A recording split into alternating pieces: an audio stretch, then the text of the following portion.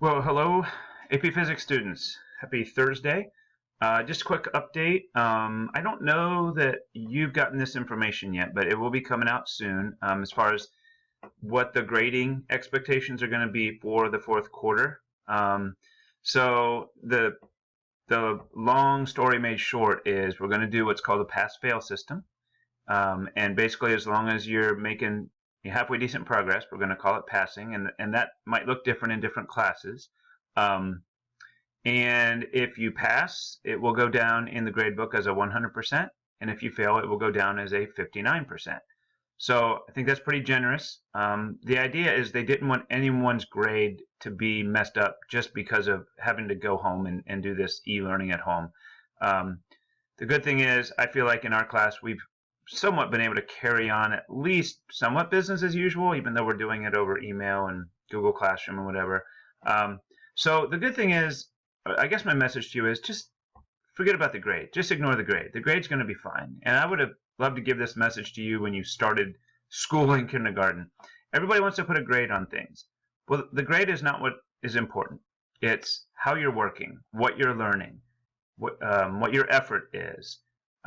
All that stuff is way more important, and you can't put numbers and letters on that stuff.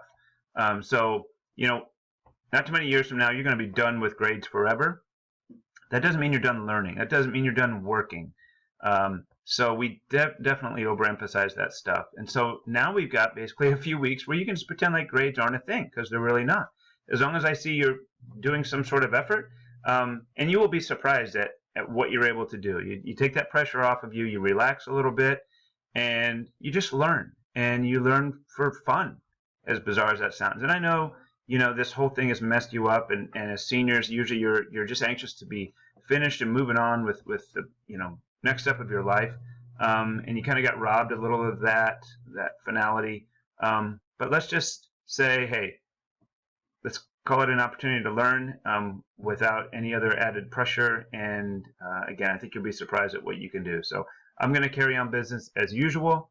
I'll still put grades in the grade book, and that's fine. Somebody's going to want to see it. But as far as I'm concerned, you just keep making a little headway, chipping away at it, and you don't need to sweat every little point here and there, because that's not what counts. So, okay, so Thursday, it is a critical day, our first critical day for a quiz.